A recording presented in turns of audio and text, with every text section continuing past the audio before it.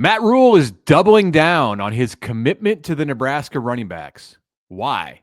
We explore next.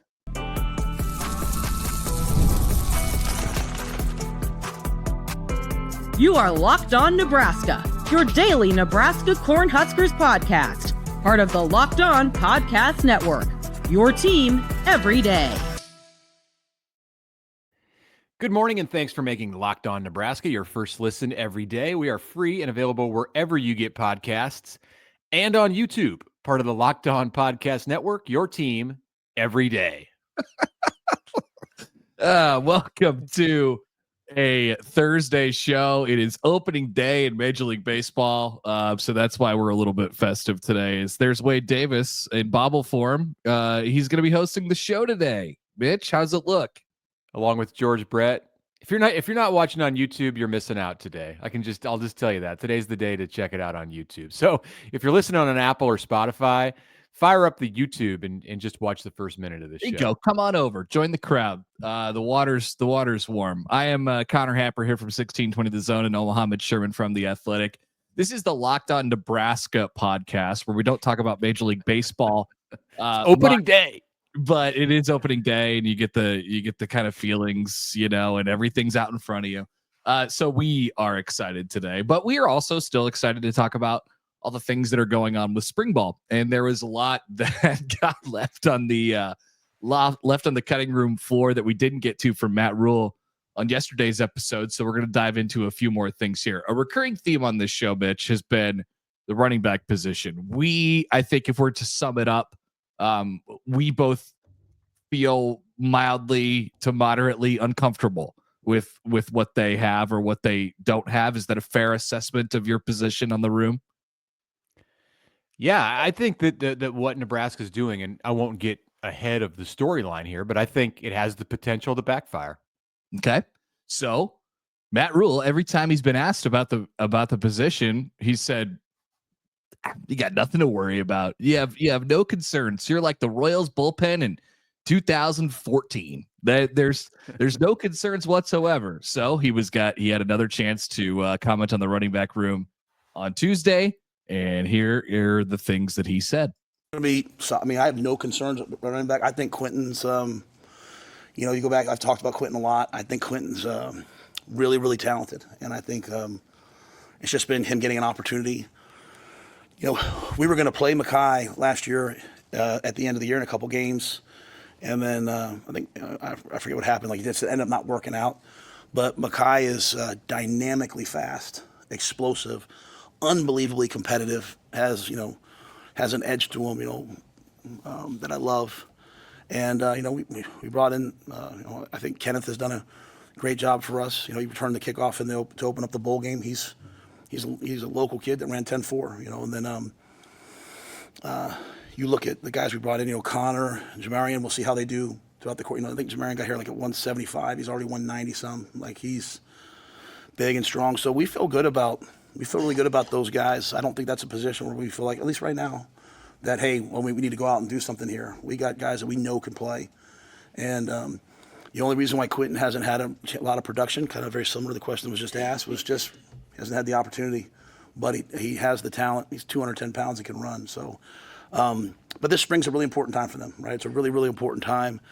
And the last thing I'll say about that, they all have the ability to, catch the football. In the offense that we want to be moving forward, you're going to have to be able to run the football, catch the football, and pass protect.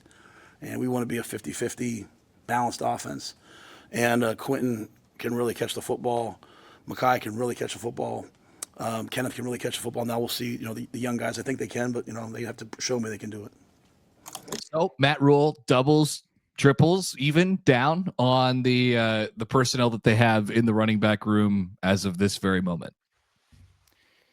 Yeah.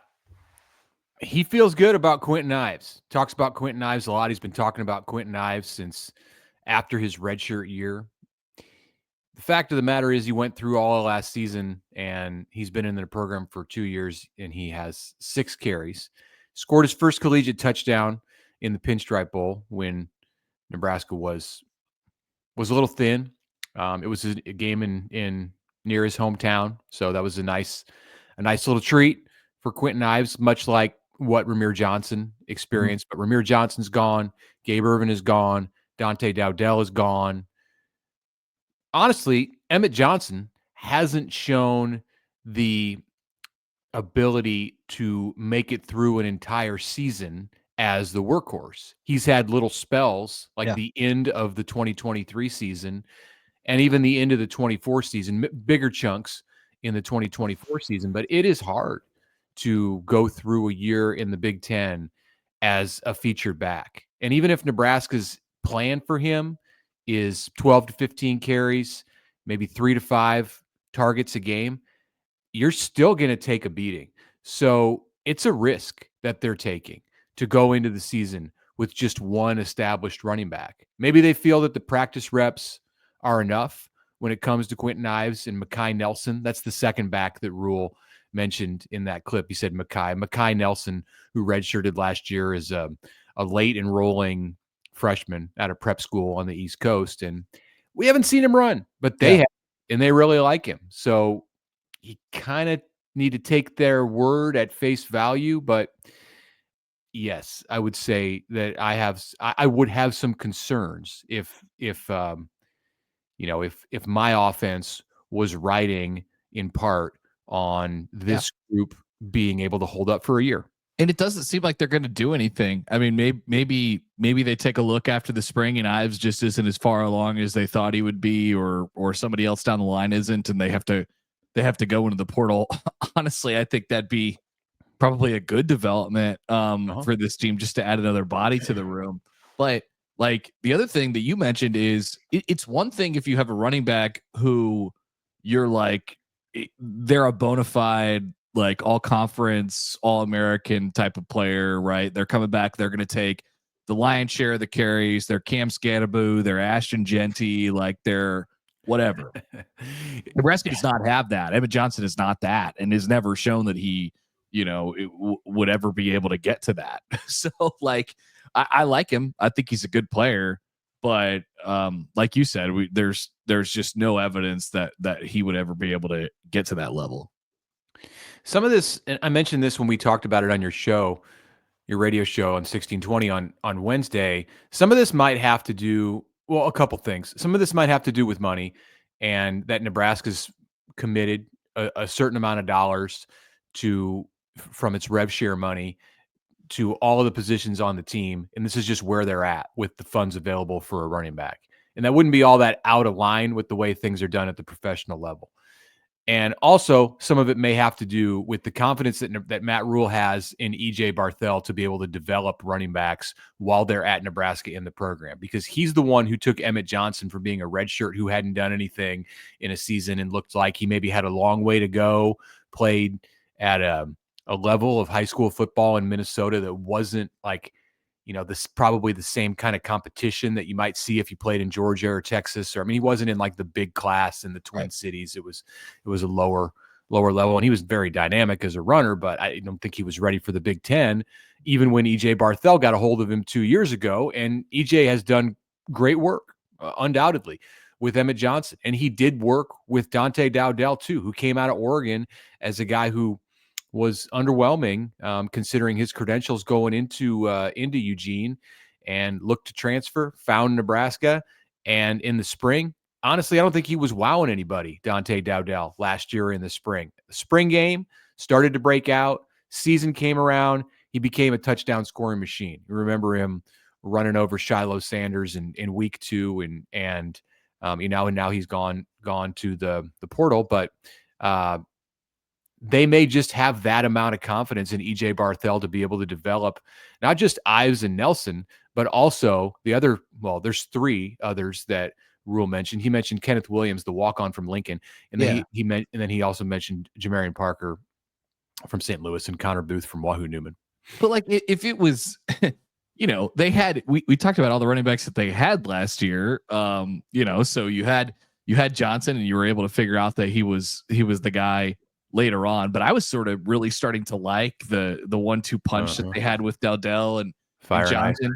And you had the safety net of Ramir, and you had the safety net of Gabe Ervin. If anything, no, he wasn't really giving you much as the season went along. But like, you had those guys in your program last year, and I wouldn't look back at the season and say Nebraska got plenty out of the running back position. They got plenty out of the run game, and some of that is not them. But I mean, Nebraska hasn't had a 1,000-yard back since 2018. Do they have one? They're going to have to hope, right? I think it's probably the expectation that Emmett Johnson is that guy, unless there is a huge jump from Ives that he is sure about and that nobody else can see yet.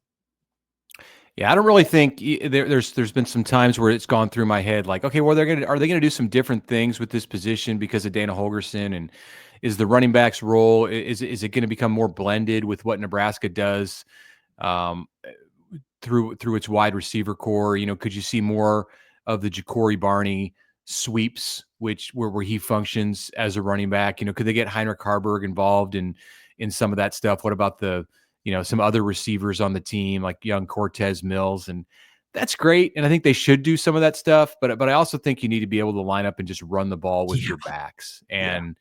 And if that's a weakness for this team, then you could be looking at a real Achilles heel. So they've got 13 more practices. Practice number 3 of the spring is today on Thursday morning in Lincoln. We're going to get to see a piece of that at the beginning. And that's something I'm going to have my eye on, is what's going on at the running backs. I don't know that we'll be able to tell a lot with the drills that they're doing, but I'm curious what order they're getting the ball in. Nebraska says it doesn't have a depth chart. We'll talk about that later in this episode too, but I want to see how those guys look running the ball, no matter what the situation is out there on Thursday morning at practice. Let's take a break and come back and talk about what else we're looking to see in those 20 or 30 minutes that practice is open on Thursday at Memorial Stadium. That's the plan for practice today. Coming up next. But first, it's bobblehead Wade Davis here for Monarch Money. Just kidding. No, it's still me. You ever wonder where all your money went between dining out, online shopping, and entertainment? It is easy to lose track of it. That's where Monarch Money comes into your life, your personal CFO, giving you full visibility and control over your finances. Monarch Money is not just a budgeting app. It's a complete financial command center. You could track all your accounts, all your investments, all your spending, all in one place, subscriptions, things like that. So you need to stop just managing your money, and Monarch Money is going to help you start building wealth. It has all-in-one convenience. Instead of juggling multiple apps, you could use Monarch to check your finances, track spending, and even plan long-term goals. Take control of your finances with Monarch Money. Use the code LOCKEDONCollege at monarchmoney.com for 50% off your first year. monarchmoney.com, code LOCKEDONCollege for half off of your first year.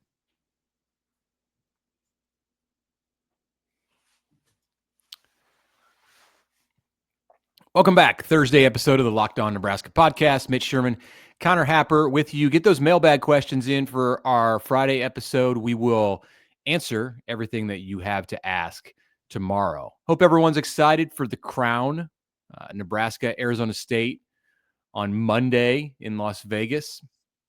I am fearful, Connor, that something is going to happen in that event that makes us have to talk about it more than I just did right there. Yeah. I mean, it's Vegas. They're going to make a run. They're going to make a run. Yeah. They'll go deep in the Crown, and we'll be talking about bringing home. A topic on the show will be: if you win the Crown, do you hang a Crown banner, or do you just get a crown? It's like 2 steps down from the NIT in Nebraska. Or is it? It's pretty much the NIT. Like, it's a half a step down from the NIT. It's just they just rebrand the NIT and made it the Crown, because there's like no power teams in the NIT. I haven't watched any of the NIT, shockingly. Yeah. It's just Fox's NIT, and so it's the NIT. It's a good tournament. There's some good teams in there. NCAA tournament gets revved back up tonight too. Huge sports day. One of the best sports days on the calendar year today. Open practice this morning at Nebraska, spring football that factors in, and then opening day, of course, in Major League Baseball, and Sweet 16 action in the NCAA tournament tonight. It just makes you feel like spring. I hope you're enjoying the spring weather on Wednesday, I got out and got in my yard, cleaned up the yard, got the mower out, got all the leaves and twigs and shaved the top layer of dead grass off of my lawn so I could put down that pre-emergent fertilizer. It was a great feeling. Yeah. It was hot. It was almost hot. It was dusty from the Texas dust. So I, give it a good wipe down. That felt refreshing. Threw a little steak on there. Nice. Yeah, it's good. I might be doing that. I might have to do that on tonight, on Thursday night. I sprayed down. I got the dirt off too. Just had to spray down all the patio furniture and got that dirt away from everywhere that we like to spend time outside. Have we talked on the show about how I'm shopping for a new grill? I think maybe that's been mentioned. Ooh, it's come up. What's it like? I don't know. Like, does anybody have any thoughts out there? Drop a comment on the griddle. It's a new thing. Quickly, are you completely grill-less at the moment, or are you? No, I still have my Weber. I still have my Weber. It's back there. I can fire it up, but it's probably way past its prime. Like it's to the point where you can't even get it fully clean. It needs to be trashed. And I'm thinking about going with the griddle. I've been looking at this Blackstone, like this 28-inch thing. I don't know. I like having the steak, the grill marks on my steak. But I'm intrigued by it. My in-laws had it when we were down in Arizona and we visited them, and I was kind of looking over their shoulder as they were grilling. They put the oil on it, and you could put vegetables and all kinds of stuff. It's pretty cool. You can cook breakfast on that thing. It's a good secondary grill, right? It's a good, like, you got to have grates and the you know. I don't know. So, I don't know. I mean, you probably do, but I don't have that big of a. I'm gonna have to repurpose my patio to have two grills. The Weber's got to go. It's been a long time coming. I got it in 2013. I think it's time. Wow. Yeah. Back in the bow era. Lasted a while. It's a bow era grill. Yeah. All right. What are we watching for? As there is about 30 minutes of open practice. Usually it tends to go a couple minutes longer depending on what they're doing and stuff like that and how secret it is. I can't imagine it'll be too intense, although this will be the first padded practice today. First 2 days of helmets only. Yeah. Along with some other items of clothing, but helmets being the only like football equipment they were allowed to wear. They'll be in half pads on Thursday today. I am going to go watch the Kill Shorts. I want to see this guy. I'm intrigued by this guy. We got a taste of him a few weeks ago, and I liked how he sounded. I think he's going to be a motivator for the Nebraska receivers, maybe the Nebraska offense in general. I'm intrigued about how he fits with Dana Holgorsen and his system, and I want to see Dane Key and Nyzia Hunter and Hardly Gilmore and Ja'Cory Barney, Cortez Mills. I want to see these guys out there doing what Marquise Buford talked about on Tuesday, and that's being a pain in the butt for whoever tries to guard them. Yeah, my eyes, I'm with you. My eyes are going straight to the wide receivers. You know, how much of a dude is Key? You know, like, how's he interacting with his teammates? Stuff like that. So since you said that, I'll go to my next thing here. I mean, they added a lot in the transfer portal in the front seven on defense. You know, we're talking about Nwaneri, we're talking about Jalen George, Dasan McCullough, you know, Gabe Moore is up there as well. And then not to mention the freshman linebackers who are coming up from last year. Like, how a couple of days ago on the podcast, we talked about how it's a little bit more, it's probably a little lighter. It's a little bit more athletic of a defense. Like, is that going to pop, you know, right away as you see them, just with the body types, not necessarily in what they're doing or how they're performing, just the bodies. I think you'll notice that. Like, I go back to, it was training camp last year, I think, was the first time. Yeah, because he wasn't an early enrollee. Remember when the word started to get out about what Keona Davis looked like? Yeah. And you would have thought that, like, Nebraska had recruited the Rock, and he was running around at practices. Not that there's going to be a bunch of guys out there looking like Keona Davis, but like the Keona Davis of that position. You know, they're not all going to be 270 pounds, but Nebraska's got players, I think, who will be impressive to the eye at a variety of positions on defense. And some of these guys are returning players, like you mentioned, Shavers and McGahee. I think Javen Wright. I want to see if Javen Wright's practicing. Good one. He was unable to do that for most of the 2024 season. So where's he at with his health? It's a good question would have been a good question for Matt Rhule on Tuesday. It's a good question for Dana Holgorsen. I'm sorry, for John Butler when he talks to the media next week. But I think at a variety of spots on the defense. Andrew Marshall, I'm interested. I want to put eyes on that guy. Nwaneri goes with that. That's obvious. Like that is your Keona Davis kind of wow. I think he will be, and he might even be more so. Like he's freaky athletic. The Missouri transfer.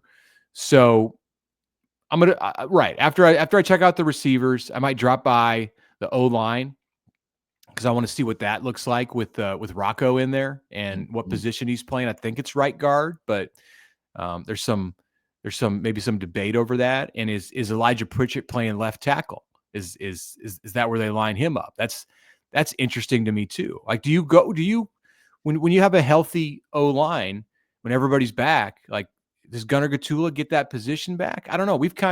I'm kind of operating under the assumption that Nebraska got Elijah Pritchett from the transfer portal to play left tackle, but some others out here in the media landscape who've been opining on this seem to think that he's like a ready-made right tackle. That's what he was doing at Bama. I think he was doing that at Bama because Bama had Caden Proctor playing left tackle, who was like going to be a first-team All-American if he's not already. And if he wasn't there and Nebraska doesn't have Caden Proctor, then Pritchett would have been, it would be cool. He's from Iowa. Then if Proctor wasn't playing left tackle, then Pritchett would have been there, and he was at the beginning of the season. So I think Pritchett's the left tackle at Nebraska. I want to put eyes on that situation too. Although take it with a grain of salt because Gunnar Gatula is going to be on the sidelines, and so is Teddy Prohaska. Will there be any notes in your notebook about how Dylan Raiola looks just from a weight perspective? Will there be any notes? Yeah, I think we already did that on Tuesday when we saw him at Pro Day. I'm no, probably not. Probably not. If Dylan goes to the podium on Thursday, then we can like totally put that one to rest and ask him about it. Hey, what? I'm not even sure how that one gets phrased. I'm gonna have to give some thought to that. So, Dylan, coach was talking about your body composition that's not the way to go with that. That's creepy. I don't know how to go. Like, what have you improved your shape? What's your conditioning like coming into spring ball? Was that a priority for you this offseason? Getting in shape. Usually I don't worry too much about how these things are phrased, but that's one because of all of the buzz and different weirdness around that topic that you have to be careful. Yeah. With. Yeah, I think so too. I want to know what Phil Snow's doing. Where's he at? Who's he talking to? What positions is he working with? Is he talking to coaches more than players? What's Matt Rhule doing? Is it different than when we've seen in the past? Rhule just kind of floats, and especially when the media's out there, he likes to come over and chat with those guys. Like, I don't know, give you a hat, something like that. Ask if he could steal your hat. Yeah, that's what happened to you, right? Mm-hmm. Holgorsen too. We haven't seen Dana Holgorsen at a practice because obviously he came on late in the season last year. So what's that guy like at practice? I'm interested in that. Good one. All right, couple more things before we get out of here. Quotes from Rhule that we still haven't hit from Tuesday, and an idea for the Husker Games that, according to one of the hosts of this podcast, is a horrible idea. Back after this.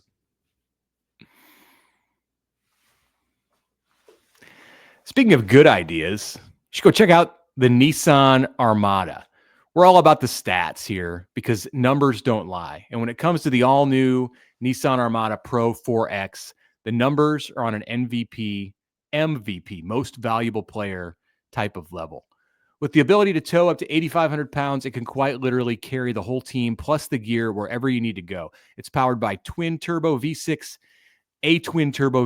engine. It delivers the strength and performance to handle the highways, back roads, and everything in between. And with room for up to 8 people, the Armada Pro 4X is built for big crews, big adventures, and even bigger memories. So whether you're exploring off-road trails or rolling up to the arena, the Armada Pro 4X brings power, versatility, and style wherever you go. Take your adventures to new heights in the all-new Nissan Armada Pro 4X. Learn more at nissanusa.com. The NCAA tournament is here, and so is the Bracket Breakdown. Locked On Podcast Network and Amazon Fire TV channels are teaming up to deliver NCAA tournament coverage like never before.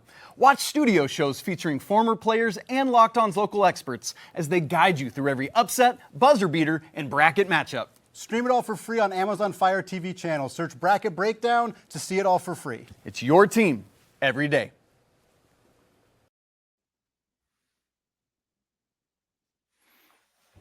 All right, welcome back. Connor Happer, Mitch Sherman with you. Don't forget to get your questions in for the Friday mailbag. You do still have a little bit of time, but we'll be putting that show together very shortly. So, especially by the time you're listening to this or watching this. So please get those in if you want to make the mailbag for the week. A good quote from Rhule on their approach to spring ball. And I would assume this is everybody's approach, every coach's approach. There is no depth chart right now. There is no, oh, this is your role. It's not the coach's job to figure out who is going to play. It's our job to figure out who can play this spring. So I think that's a pretty good window into how they feel about what they need to do this spring. And then he kind of repeated that. He goes, let me say that again. It's not our job to figure out who's going to play. It's to figure out who can play. There's a difference between who will play and who has the ability to do it. So it sounds like they're doing this more on potential right now, which is an interesting juxtaposition to the spot they're in as they decide roster spots. Because with that, he said it's about production, not potential. But there is still some value to potential, especially here in the spring, where you don't need to be 5 days away from game ready. Right. You can work on your craft, and I think that's the beauty of the spring. There's time to work things out, and they really want to take a different approach to the spring. They don't want players to be worried about roster spots. They don't want players to be worried about where they're at on the depth chart. I don't think that we should take that literally when he says there's no depth chart. They have a good idea. Yeah. They have to go out and line up. Like when he says, give me the ones, there are certain players who run out on the field. Like, if you're a 2, but they're not posting it in the locker room. They're not putting pressure on the players to go from a 3 to a 2 or a 2 to a 1, or, hey, if you mess up this rep, like, you're going to get demoted down a squad. Like, that stuff that's not for March and April in Matt Rhule's program. Well, and with all the injuries they have too, like, I think it's a really good illustration of, hey, you're going to get reps if you're out here and you're healthy and you're able to, you want to show us what you can do. You are going to have the opportunity. That's what spring ball is about. Like, right, you want to fine tune some things with the top guys, and you want to figure out who you are and all that stuff. But for the most part, that's a job for fall camp. I think what you're trying to do now is, like Rhule said, figure out who can play, and if there's guys who need opportunities come fall, they have an opportunity to get that opportunity now, right? So I think that's sort of the important thing to remember. There's always a depth chart. But I think what he's saying is, pay no mind to the depth chart right now. We're tossing some guys out there, and we're going to see how it clicks. Yeah. Okay. Final topic of this Thursday episode of the Locked On Nebraska podcast. On Tuesday, Andy Kendi of KETV asked Matt Rhule what I thought was a great question about the last time that we see Nebraska players on the field this spring. So a month from yesterday, a month from it's April 26th. Wow. And this is the Husker Games. And Kendi asked if this would count as one of the 15 practices. And Rhule said, yeah, absolutely it will. If we're out there on the field. Yeah, we had posed that ourselves.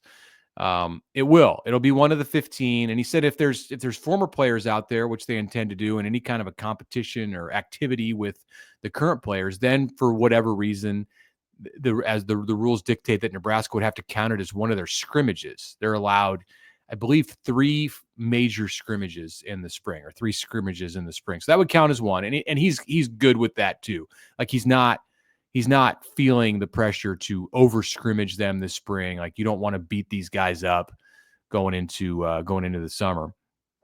So it is a practice. It is a scrimmage. And then he kind of started to lay out what he was looking for, or what he thought they would be able to do. And he said, we're going to model this after the Pro Bowl, have some skills competitions. There's some other stuff that's going on away from the stadium. He's referencing the facility tours, the food trucks, the big garage sale that Nebraska's going to do.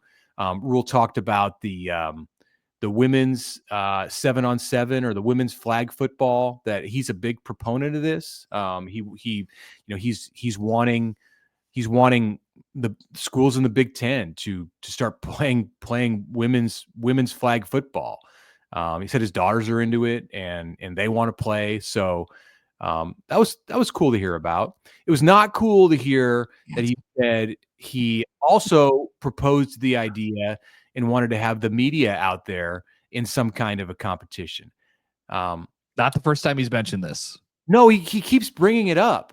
And I was sitting there, he's kind of looking over my direction. He was looking at Steve Sipple because, as every coach tends to do, like he was like, yeah, he's like, I want to see Sipple catch a punt, and I'll watch it, and then I'll get online and I'll critique it. Like he's gonna let the roles be flipped, and Rhule's gonna be the columnist for a day. Fine, like I love it. I love it so much. I don't know what you don't like about it. This is amazing. This is hilarious. Catching punts is one thing, but like, I'm not playing 7-on-7. I'm not playing flag football. I don't want to run. Like, I don't need the last time I played football. Like, I'm physically active almost every single day. And I can do plenty of stuff. Age may say I'm an old man, but like I can still move around a little bit, but I am not playing football. Like there's just no chance. I think they would try to we're not going to make you sign a waiver. You know what I mean? Like, and I understand it wouldn't be with pads and like nobody's tackling anyone still. Right. Like I don't even want to run routes. I don't want to tear a hamstring. The idea is to make it I think, in my opinion, here's how I would set it up. If Matt Rhule needs any ideas, you could call me, but I would set it up so like the task that the media person is doing is easy enough. So when they inevitably screw it up, it is embarrassing, right? So it's just catching 10 footballs in a row from Dylan Raiola, or something like that. It's just simple stuff like that. And then everyone gets to laugh and have a great time. And I think that most media people would, have a lighthearted spirit about it. And the others that probably wouldn't be asked to participate or would decline. Yeah, I okay. If it's along those lines, then fine. But if I'm playing receiver or DB or anything like that, no. I don't think so. I don't think that's in the. I mean, that would be funny. It would be funny, but I don't think they could do that, right? Well, I guess. Well, again, even if it's flag or touch, whatever. No, it's I don't know. I mean, I'm probably taking this too far now, and it's not that I'm like averse to like any kind of competition or whatever. I'm just digging myself a grave at this moment. But now we're talking. Turn it around. Yeah, whatever. Like I'm not. Catch a punt. All right, fine. I'll try catching a punt. It's probably gonna. It's probably long snapping was apparently so easy last year for Nebraska. You want me to long snap or catch a long snap? Either catch one or do one. You know, it was very difficult, or a hold. You know, it was very difficult for Nebraska to do it last year, and we were like, "What the hell is going on out there? Got to get a long snapper." Holding is tough. And I think long snapping would be really tough too, especially if you've never done it. Like other than in the backyard. Yeah, that's the funny part. Kicking an extra point. See, Matt Rhule's got a microphone in his hand, or he's got the microphone like taped to his face, like he's Justin Timberlake or something like that. And he's like, "It's not so easy, is it, Sherman?" And that would be incredible. Yeah, they probably want to watch out though with like starting to make fun of media for the media's like efficiency to be able to operate simple tasks in the special teams area, because we could turn that back around on them real quick. There's no doubt about it. There's a healthy relationship, a healthy give and take. I'm in. All right, I'm glad we had that conversation, because now I feel a little bit different about it. Okay, good. That is it for today's show. Once again, Mailbag Friday tomorrow. We appreciate you making Locked On Nebraska your first listen today. For your second listen, check out Locked On College Basketball. It is time for the second weekend of the tournament, and we need you to be the most informed college basketball fan right now. Find Locked On College Basketball on YouTube or wherever you get your podcast, and go Royals.